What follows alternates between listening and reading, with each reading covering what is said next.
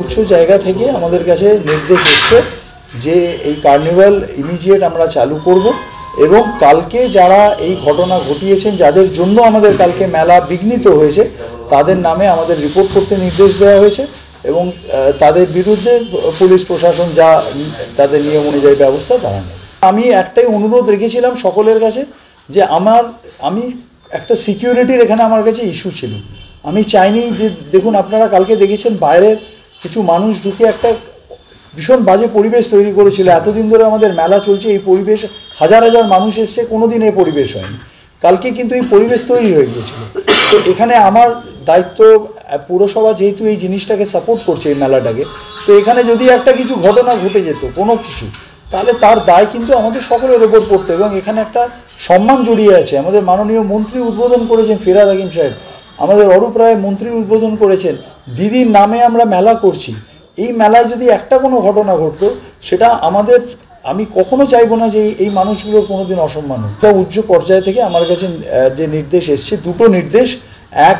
প্রথম নির্দেশ হচ্ছে যে আপনি আমাদের মেলা আমরা চালু করব এবং সেকেন্ড, কালকে যারা এই ঘটনা ঘটিয়েছে তাদের বিরুদ্ধে আমরা রিপোর্ট করব এবং পুলিশ নিশ্চয়ই তাদের এগেনস্টে আইনানুগ ব্যবস্থা নেবে।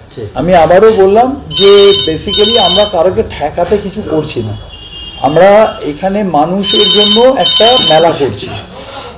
আমরা এই জিনিসটাকে সাধারণ মানুষ যাতে এখানে আসতে পারেন সেইটার জন্য আমরা ব্যবস্থা করেছিলাম এই মেলার প্রথমবার এবং আমরা অভূতপূর্ব সাড়া পেয়েছি মানুষের। তো আমি আবারও বলছি, এখানে কারোকে ঠেকাতে, কারোকে আটকাতে আমরা কোনো কাজ করছি না। আমরা চাইছি সবাই আসুন মেলায়। আমরা তো আমাদের স্থানীয় বিধায়ক যিনি মন্ত্রী, তাকেও তো আমরা নিমন্ত্রণ করেছি এই মেলায়। আমি নিজে ব্যক্তিগতভাবে ফোন করে তাকে বলেছি আসার জন্য।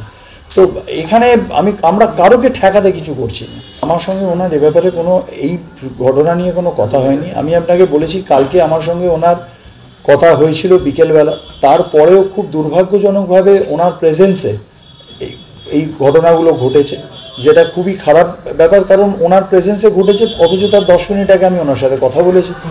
এ ব্যাপারে আমি ওনার সাথে আর কোনো কথা হয়নি। তবে আমি এখানে, এটা সিকিউরিটির ব্যাপার, এটা আইন শৃঙ্খলার ব্যাপার।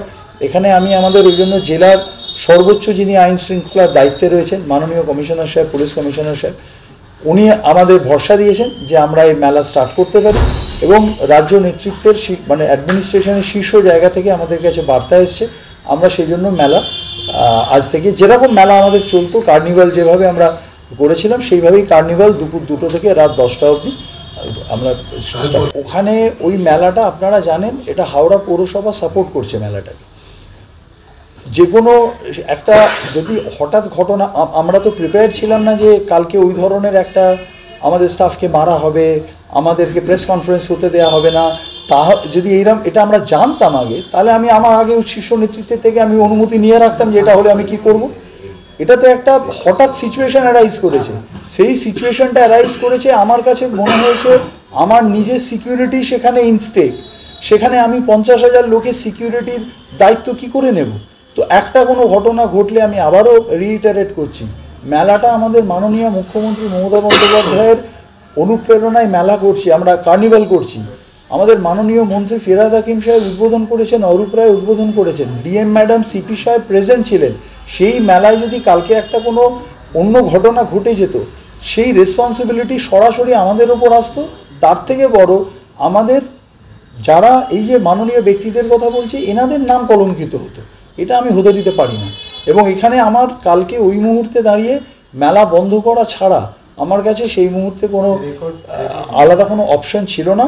এবং এটা আমি সমস্ত জায়গাতে সমস্ত নেতৃত্বকে জানিয়েই কালকে কিন্তু মেলা বন্ধ হয়েছে। আমরা পুলিশকে জানিয়ে দিয়েছি এই পার্কিংয়ের ব্যাপার। কারণ দেখুন, আমি আবারও বলছি, এটা অত্যন্ত একটা তুচ্ছ ব্যাপার। আমি আবারও আমাদের কাছে ইস্যু হচ্ছে একটা কার্নিভাল সুষ্ঠুভাবে চলা। কে পার্কিং করছে এটা আমাদের কাছে ইস্যু না।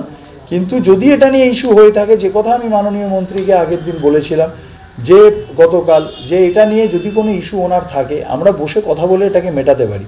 এটার জন্য কিছু ধরুন ছেলে, আরও 20-25 জন ছেলে এনে সেখানে একটা অরাজকতার পরিবেশ তৈরি করে আমাদের স্টাফের গায়ে হাত দেওয়ার, আমার মনে হয় এটার কোনো প্রয়োজন ছিল না।